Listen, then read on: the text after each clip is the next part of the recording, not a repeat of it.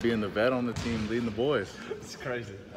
Came a long way. We were just at a Brian Creamer's wedding last week. I was with a bunch of my old teammates, guys that were older when I was younger on the team. It's just kind of all come full circle. And I've really enjoyed it so far. It's a great opportunity.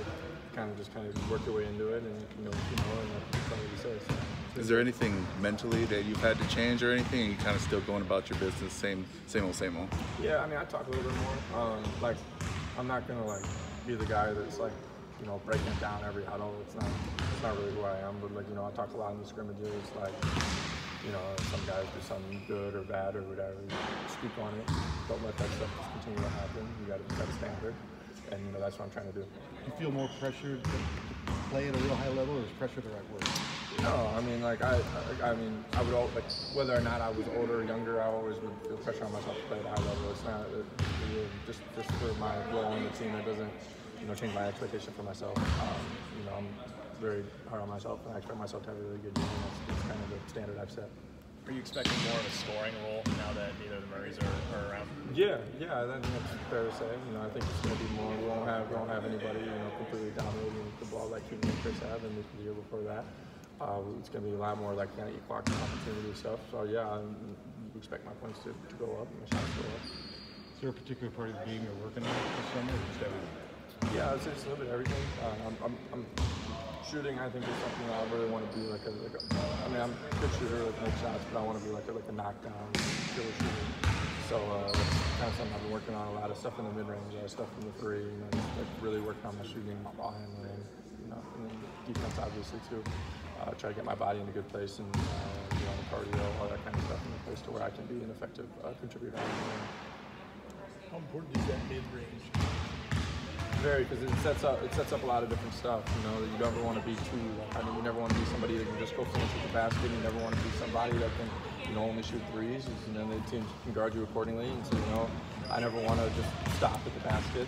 Or obviously you want to get to the basket if you can, but if not, you ought to be able to have other options. You're not always going to be able to. If you have analytic guys, you're not always going to be able to just get to three or get to a layup. There's going to be other spots in between. So that's something that there's guys who can make the mid-range really effectively, and I feel like I can be one of those guys, and where it can feel like a bit much easier shot. You guys are just getting started, but what have you seen from some of the freshmen here?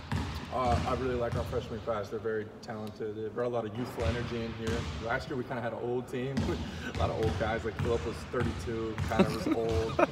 We had a lot of old guys. So it's great to kind of have some younger guys in here, some youthful energy. They're all really good. I'm really happy with all of them. Really pleased with all their efforts so far. They do all the right things. They say all the right things. They're learning. They're growing, and that's all you can ask for out of freshmen. And it's been a lot of fun, and they're really talented players as well. What's it been like to reunite with Evan? Yeah, I love Evan. That's my guy. I live with him.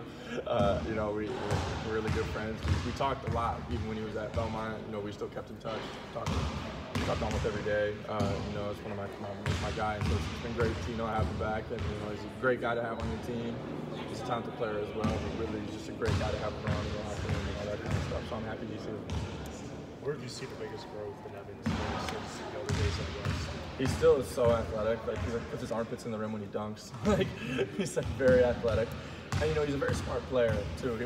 Not saying he wasn't smart when we were at West, but he's become a really cerebral, smart player. Really, he initiate a lot of their offense at Belmont. They get to him a tough routine to kind of play out of that. And so he's always going to be within himself, and he's going to do the right thing. And it's been great to have him here so far. He also doesn't mind banging.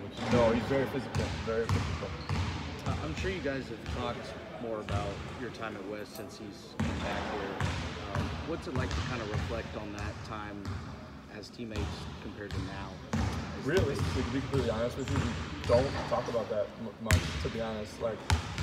We talk more about the off the court stuff as opposed to kind of what we were able to do on the court. Talk about how much better he's been. Tell him stop getting in foul trouble. We get in foul trouble every game when we were in high school.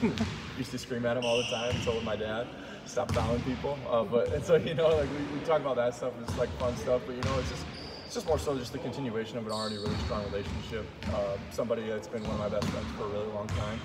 And so the fact that we get to now live together, play together in college, and spend pretty much every minute of the day together is something that I'm really looking forward to, and building on that and continuing to grow in that area.